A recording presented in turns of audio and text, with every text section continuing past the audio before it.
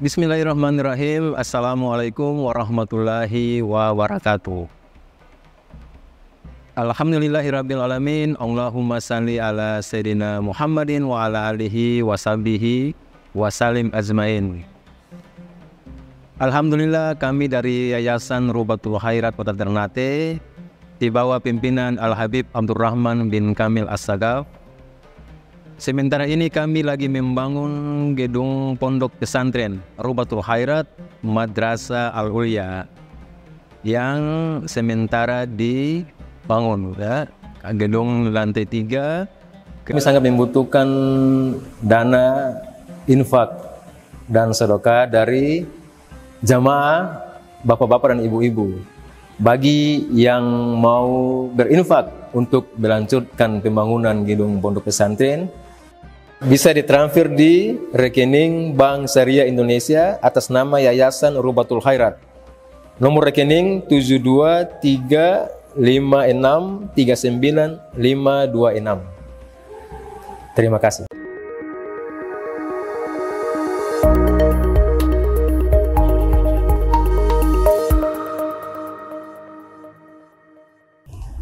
Kita masuk ke bab al-fawaid. Ya. Al-fawaid artinya faedah-faedah. Bentuk jamak dari faedatun. Mufradnya faedatun, jamaknya fawaid. Al-ula, yang pertama, faedah yang bisa kita ambil di dalam beberapa pertemuan lalu terkait tafsiran surat Al-Baqarah. Di bagian awal surat Al-Baqarah, yang pertama, kalau kita perhatikan, banyak sekali tamthil, ya, permisalan. Nah, ini uslub Al-Quran. Al-Quran menggunakan cara yang disebut dengan uslub at-tamthil.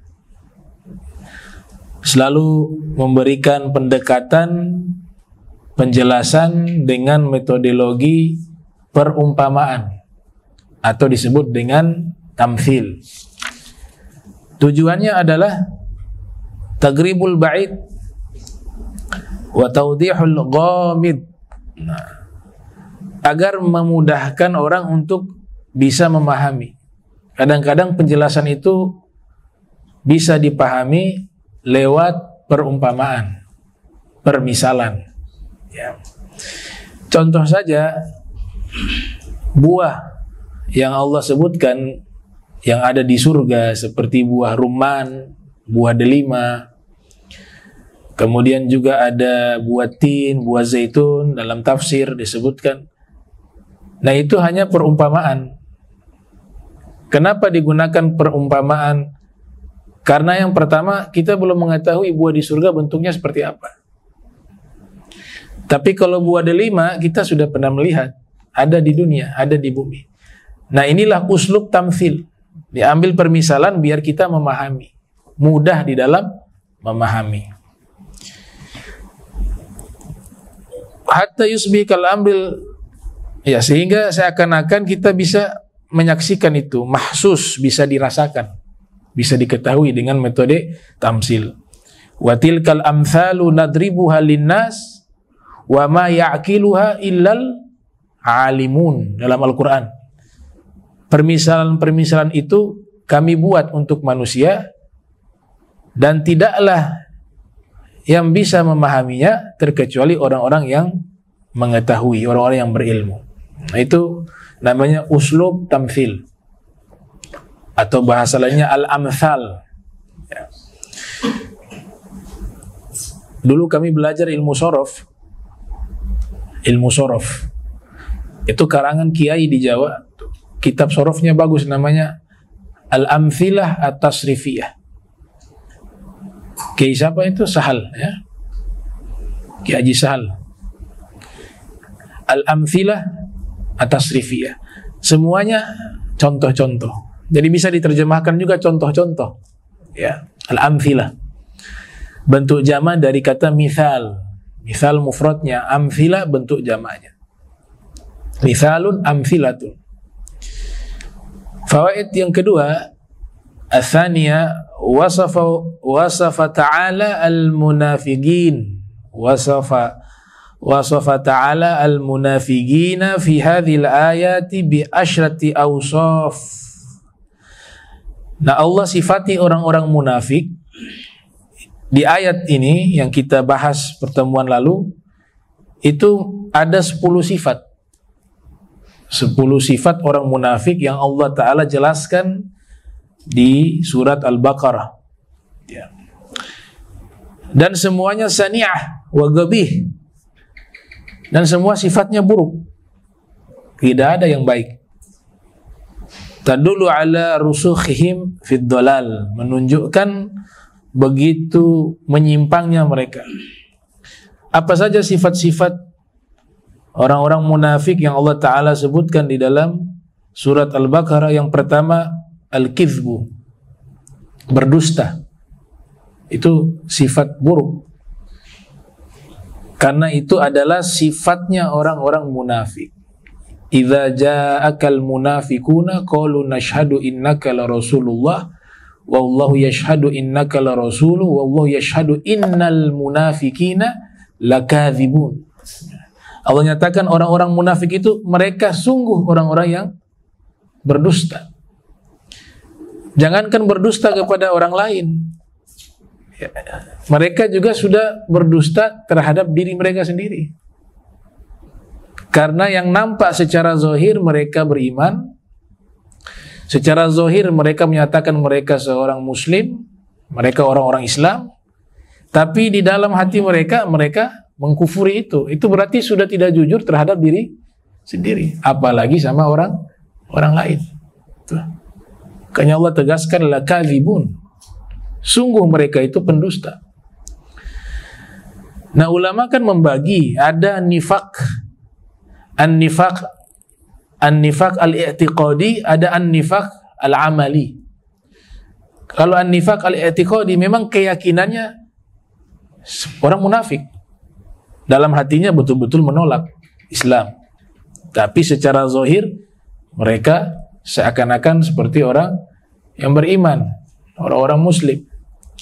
Tapi ada juga nifaq amali. Nifaq amali, dia seorang muslim, dia tidak mengingkari Islam di dalam hatinya, tapi praktek-praktek sifat-sifat buruk orang-orang munafik dilakukan.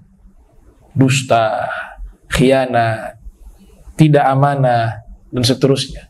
Ini khawatirnya masuk nanti kepada an-nifaq al-i'tiqadi. Kalau perbuatan ini terus-menerus dilakukan dan dia tidak merujuk bertobat kepada Allah Ta'ala dari perbuatan buruk itu, dia tidak melepas diri dari perbuatan buruk itu, khawatirnya masuk kepada an-nifaq al-i'tiqadi. Itu yang pertama yang Allah sebutkan. Ayatul munafik, kata Nabi, tanda munafik ada 3. Idza haddatha kadzab, berbicara istrinya dusta. Wa idza wa'ad akhlaf, jika berjanji diingkari. Wa idza tumin khan, jika diberikan amanah dia mengkhianati. Yang kedua, al-khada', mereka adalah memiliki sifat nipu, suka menipu. Al-khada'. Allah sebut juga al-makru, ya, senang membuat makar, konspirasi. Itu 3, yang ketiga. Yang keempat, as-safah, bodoh. Ya. Yang kelima, al-istihza, suka memperolok-olok. Apa bahasa lainnya? Ngejek. Suka mengejek. Yang keenam, al-ifsadu fil ard, melakukan kerusakan di bumi. Ya, kayak realita di zaman kita. Orang barat di sana tuh, Amerika dan sekitar, selalu menyatakan hak asasi manusia, cinta lingkungan, bahkan hewan juga, hak asasi hewan dilindungi. Tapi kenyataannya manusia dibantai di Palestina, ya penyokongnya mereka-mereka ini. Itu Al-Quran sudah mengatakan, ya, innama nahnu muslihun.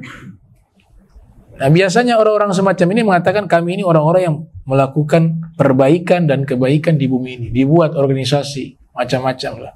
ada yang mengurus hewan, ada yang mengurus alam, pencinta alam. Tapi yang di Palestina, ya negara ini juga nih. Memang bukan secara generalisir semuanya, tidak. Tapi kan pemerintahannya. Ya mereka-mereka ini yang mengatakan kami berbuat baik. Kami pencinta hewan, kami pencinta alam. Tapi saudara-saudara di Palestina dibantai. Di situ manusia juga dimusnahkan, hewan juga dimusnahkan, lingkungan juga dirusak, alam juga dirusak, benda-benda mati hancur. Nah, bahasanya apa? Innama nahnu muslihun. Oh, kami melakukan kebaikan. Nah, itu termasuk sifat kemunafikan. Al-ifsadu fil ard. Mengaku melakukan kebaikan, perbaikan di bumi ini, tapi realitanya al-ifsad fil ard. Yang mereka lakukan adalah kerusakan di muka bumi. Ini Allah sebutkan sifat-sifat orang-orang munafik.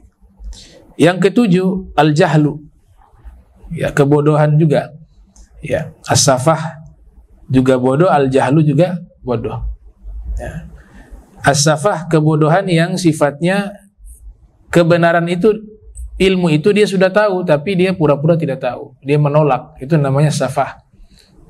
Kalau al-jahal bisa dua kemungkinan. Yang memang tidak tahu. Itu. Ad-dolalu. Yang berikut, yang ketujuh, sesat. Ya. Yang kedelapan, at-tadzabzubu. Tadzabzaba ya tadzabzabu, tadzabzuba. Ya at-tadzabzubu.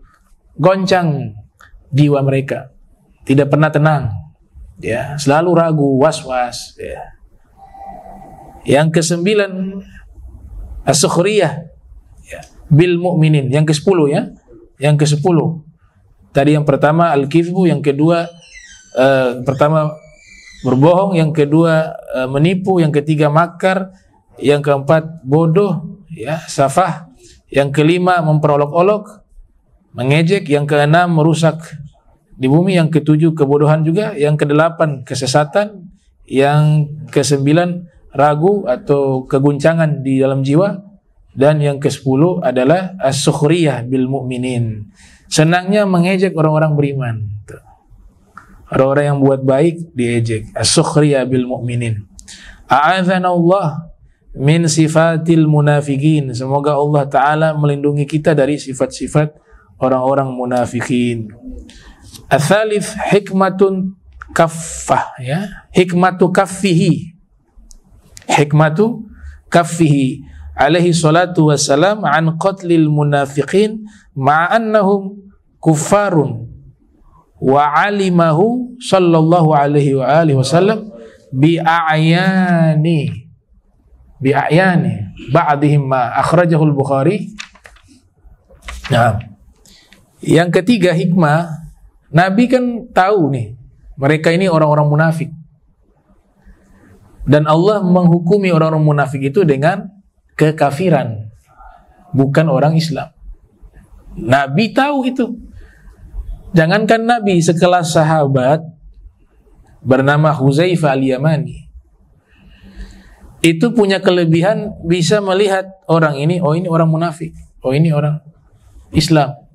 Itu sahabat. Diberikan julukan sahibu sir Rasulillah, intelnya Rasul. Nah itu luar biasa. Daftar nama orang-orang munafik beliau sudah tahu. Selain Nabi yang beritahukan, ya, Nabi beritahukan kepadanya, ini orang-orang munafik nih, Fulan, Ibnu Fulan disebutkan, dihafal sama beliau. Yang kedua, memang diberikan kelebihan oleh Allah Ta'ala, dia memiliki firasat yang bisa mengetahui bahwa ini orang mukmin, ini munafik.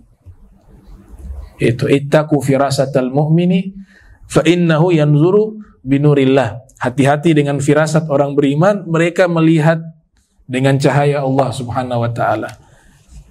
Jadi sudah tahu nih orang-orang munafik. Nabi tahu betul siapa di antara orang-orang yang berada di tengah-tengah kaum muslimin di kota Madinah yang mereka itu orang-orang munafik. Nabi tahu semuanya. Tapi kenapa tidak memerangi mereka? Itu muncul pertanyaan. Dibiarkan mereka hidup. Padahal Nabi tahu mereka orang munafik. Di sini Imam Bukhari mengeluarkan riwayat, ya, Nabi berkata kepada Sayyidina Umar bin Khattab, setelah ada beberapa usulan dari beberapa orang kepada Nabi, karena melihat mereka ini sangat berbahaya, ya, musuh dalam selimut, duri dalam daging. Ya, tiap kali ada kesempatan mereka bisa menyerang kaum muslimin. Maka diusulkan kepada Nabi untuk bagaimana kalau diperangi saja mereka ini, atau dibantai saja mereka ini. Itu kan Nabi tahu siapa mereka, orang-orang munafik. Allah sudah beritahukan. Apa jawaban Nabi? Akrahu an yatahaddatha al-arabu anna Muhammadan yaqtulu ashabahu. Saya tidak senang jika nanti jadi bahan pembicaraan di bangsa Arab bahwa Muhammad membunuh sahabat-sahabatnya. Itu Nabi tidak mau. Seandainya ada orang munafik yang dibunuh oleh Nabi, dan itu hasya wa kalla, ya. Nabi dalam sejarah tidak pernah membunuh orang, padahal ikut perang paling di depan. Hanya satu orang itu juga mati karena ketakutan. Lukanya sedikit, dia takut sebab Nabi sudah janjikan bahwa kamu akan mati. Ucapan Nabi, kamu akan mati, itu diyakini akan terjadi. Lukanya sedikit, dibawa stres pikiran, karena dia tahu Rasulullah tidak pernah mengucapkan kalimat yang di situ ada kedustaan. Pasti semuanya benar. Akhirnya dia meninggal. Tapi Rasul tidak pernah di dalam sejarah membunuh orang. Coba bisa dapati gak sosok manusia yang sekitar 27 kali peperangan diikuti dan paling terdepan, berperang paling terdepan, tapi tidak pernah membunuh orang? Itu hanya Nabi Muhammad. Kenapa demikian? Belas kasihnya terlalu tinggi. Orang yang mati di tangan Nabi Muhammad, dia berada di neraka yang paling puncak, azab yang paling tertinggi. Ya, sekalipun itu musuh, Nabi tidak mau. Jadi hanya menghindar saja, tidak sampai membunuh. Ya, nah, itu hebatnya Rasul Muhammad SAW. Jadi ayat yang mengatakan wa arsalnaka illa rahmatan lil alamin, itu benar-benar direalisasikan oleh Rasul Sallallahu Alaihi Wasallam. Termasuk orang-orang munafik, tidak ada satupun yang diganggu oleh Nabi. Padahal Nabi tahu mereka orang munafik. Akan tetapi waspada saja, karena sudah tahu mereka ini munafik, harus waspada. Gak boleh tidak waspada. Tuh. Maka Nabi katakan, saya tidak ingin nanti jadi bahan pembicaraan di bangsa Arab ini bahwa Nabi Muhammad membunuh sahabatnya, karena mereka tahu ya orang-orang ini Islam.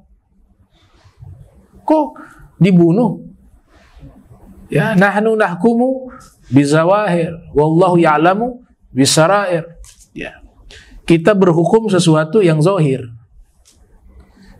Adapun urusan di hati, kita tidak bisa menghukumi itu. Kita gak bisa menghukumi orang yang disembunyikan dalam hati, gak bisa. Kita hanya bisa menghukumi sesuatu yang zahir. Saya teringat ada kisah Usama bin Zaid.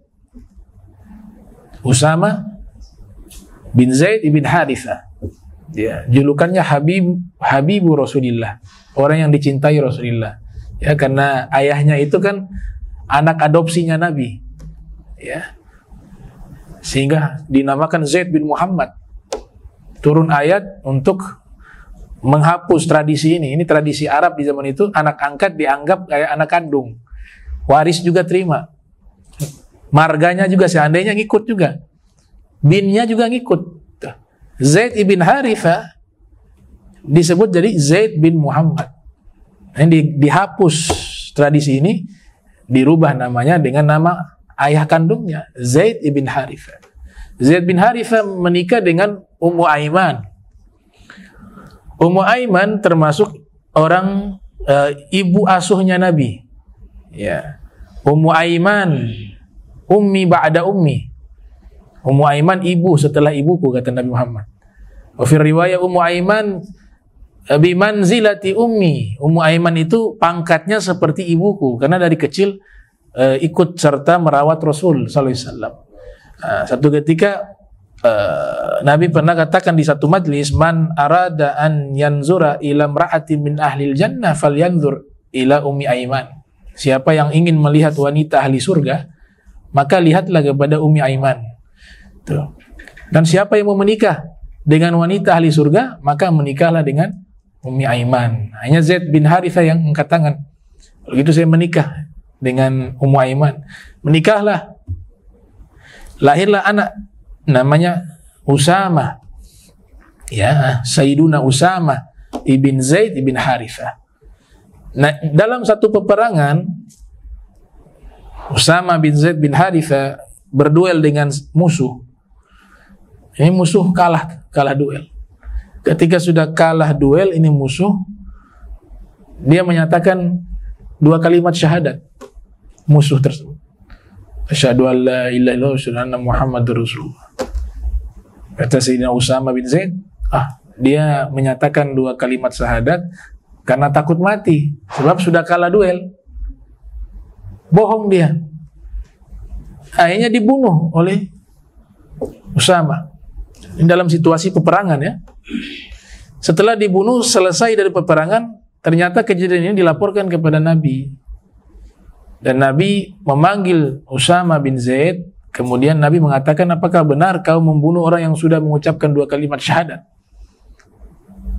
Maka dijawab oleh si Usama, benar ya Rasulullah. Dia mengucapkan 2 kalimat syahadat itu karena dia takut mati, sebab dia sudah kalah duel. Kemudian Nabi katakan, kalau gitu kau belah dadanya.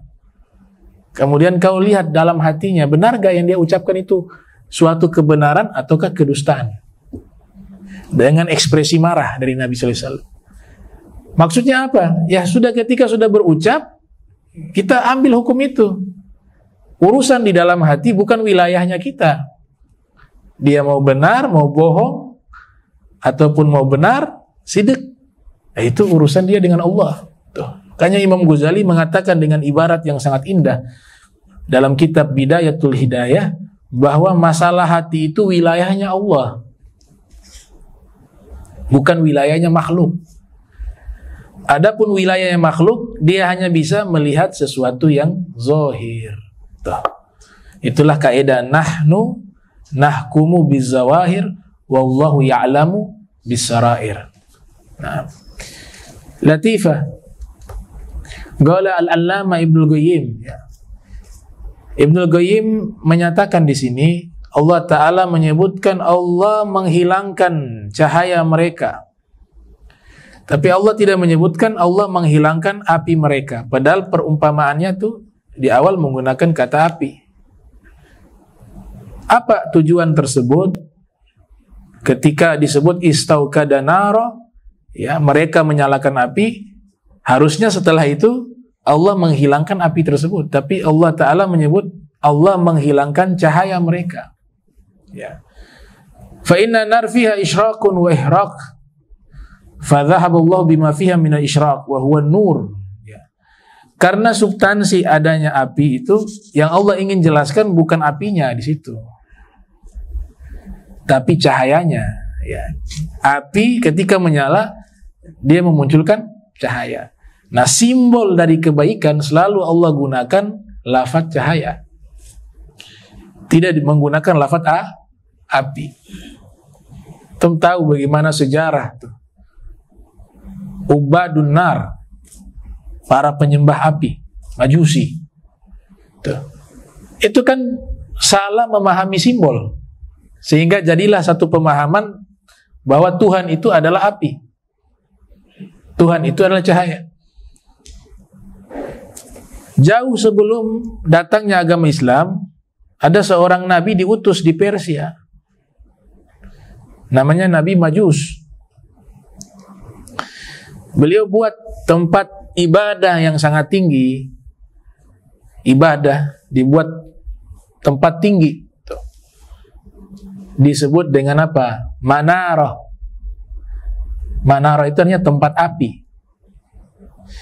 Sekarang jadi bahasa baku yang kita ucapkan menara. Itu diadopsi dari Persia. Menara, tempat api.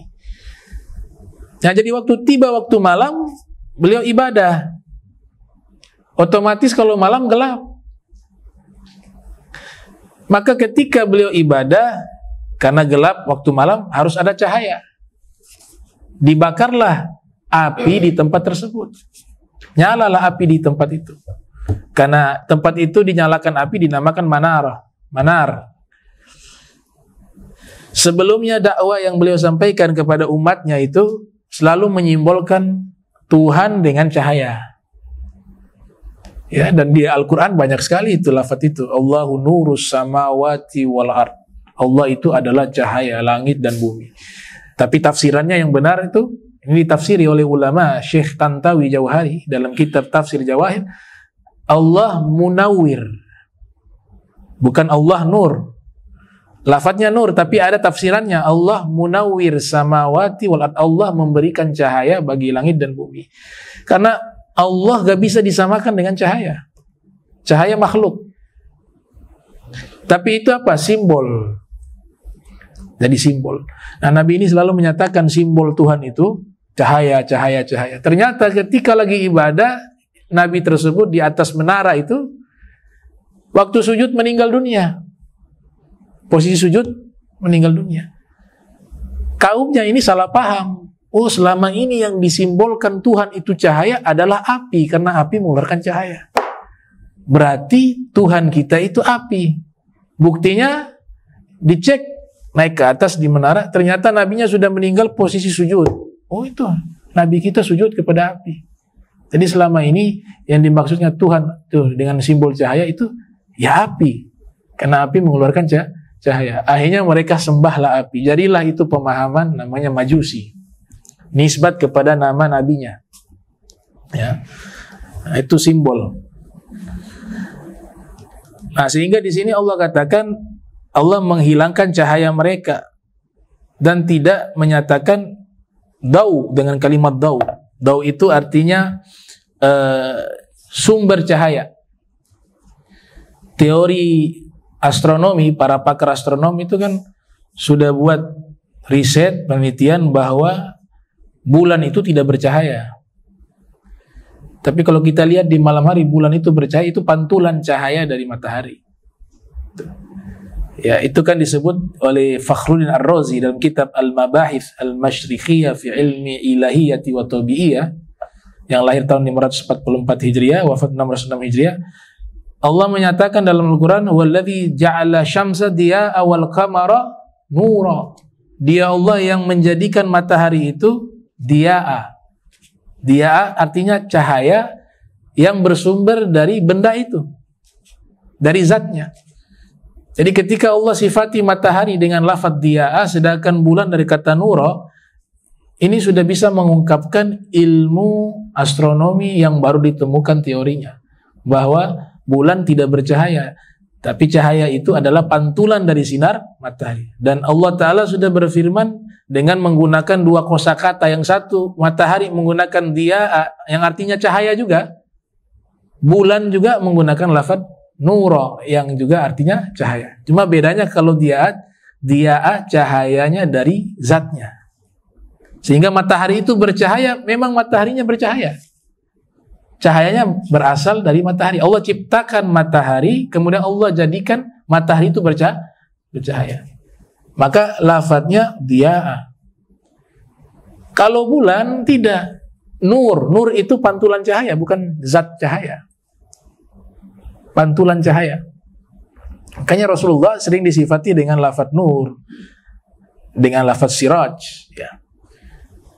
Matahari memantulkan cahaya, cahayanya menyinari bulan. Kita lihat dengan mata telanjang di waktu malam, bulan itu bercahaya. Allah sudah gunakan lafadz nur. Nah, bulan itu bercahaya karena sebab pantulan cahaya matahari, bukan dari cahaya bulan itu sendiri. Nah, itulah bagaimana dahsyatnya Al-Quran yang mengungkap ilmu pengetahuan. Di sini orang-orang munafik Allah sebutkan bagaimana Allah menghilangkan cahaya mereka. Dan ketika cahaya itu sudah padam, Allah katakan watarakuhum fi zulumat, ya. Wa tarakuhum fi zulumat, dan dia meninggalkan mereka, Allah meninggalkan mereka di dalam kegelapan-kegelapan. Subhanallah, setiap lafaz kebaikan, nur itu selalu bentuknya tunggal. An-nur, iya kan? Yukhrijukum minaz zulumati ilan nur, bukan ilal anwar. Tapi kalau kegelapan, zulumat, bentuknya jamak. Apa maknanya? Bahwa kebaikan dan kebenaran itu sifatnya mutlak dan tunggal. Yaitu apa? Segala sesuatu yang bersumber dari Tuhan, dari Allah Ta'ala, dan dari Nabi Muhammad. Kebenaran itu saja. Kalau keluar dari aturan ini, tidak akan bisa benar. Makanya bentuk cahayanya satu. Tuh, simbolnya Allah dan Rasul. Tapi kalau kejahatan, zulumat banyak. Kenapa zulumatnya bentuknya banyak? Karena kejahatan itu sumbernya datang dari banyak makhluk. Contoh, ada kejahatan sumbernya dari hawa nafsu. Satu. Ada kejahatan sumbernya dari syaitan. Ada kejahatan sumbernya dari dunia. Ada kejahatan sumbernya dari kawan yang tidak baik. Disebut juga syayatain, dua syaitan. Setan jin dan setan manusia. Semua yang mengajak kepada kejahatan, bahasa Al-Quran mengistilahkan mereka dengan lafaz syaitan. Jadi syaitan bukan sosok makhluk, tapi sifat jahat. Kalau makhluknya namanya jin, namanya manusia, namanya iblis. Wa kana minal jin, dan iblis dari golongan jin. Karena kejahatan sumbernya banyak, memiliki jalan yang banyak, maka Allah selalu sebutkan az-zulumat. Begitu juga ketika Allah sifati syaitan, disebut dengan bukan satu langkah, tapi langkah-langkah syaitan. Bagaimana ayatnya? Udkhulu fi silmi kafah wala tattabi'u khutawati syaitan innahu lakum aduwwum mubin. Jangan kalian mengikuti langkah-langkah syaitan. Banyak, bukan satu langkah. Karena memang tipuannya syaitan itu dengan banyak cara. Kadang dibungkus sesuatu yang baik. Imam Ghazali mengatakan ada seseorang belajar ilmu agama mulai dari awal sampai akhir, tapi yang memotivasi dia syaitan. Jadi syaitan suruh dia belajar ilmu agama. Ada. Imam Ghazali katakan begitu. Belajar yang rajin. Waktu tahap awal disuruh belajar sungguh-sungguh. Sholat tahajud, jangan ditinggal. Itu bisikan syaitan. Tapi pada akhirnya syaitan sudah merencanakan. Apa tuh?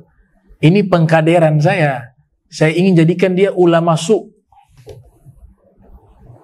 Nanti sudah menguasai ilmu, sudah ditokohkan, tahu-tahu sudah masuk kepada perencanaannya syaitan.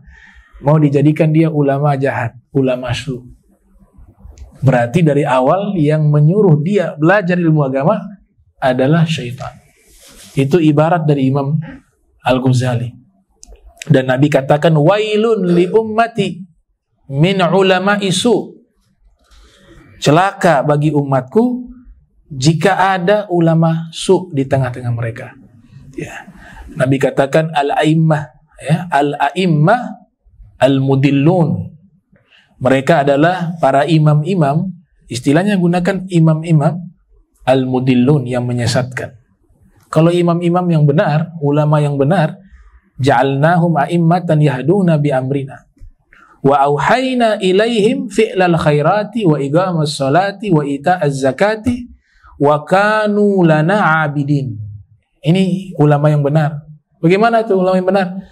Yang dia lakukan berdasarkan petunjuk Allah Ta'ala, berdasarkan hukum, tidak kepentingan pribadi, tidak berdasarkan hawa nafsu, dan selalu melakukan perbuatan baik, menjaga sholat, menunaikan zakat, melaksanakan puasa di bulan suci Ramadan, melaksanakan semua perintah Allah Ta'ala, dan mereka itu abidin, Allah sifati. Tujuan mereka di dunia ini hanya untuk apa? Menghambakan diri kepada Allah Subhanahu wa taala. Itulah yang disebut dengan para imam yang sesungguhnya atau ulama-ulama yang mengamalkan ilmu mereka. Jadi ulama dibagi dua, ada ulama yang benar, ada ulama su. Su artinya buruk. Ini bahasa nubuah. Oknum ya, oknum. Sebab itulah dikatakan selalu dengan bentuk jamak tuh. Ya, wa yukhrijuhum minaz zulumat wa yukhrijuhum minaz zulumati ilan nur. Nurnya selalu tunggal. Wa ja'ala zulumati wan nur. Bahasa Al-Qur'an tuh. Zulumati wan nur.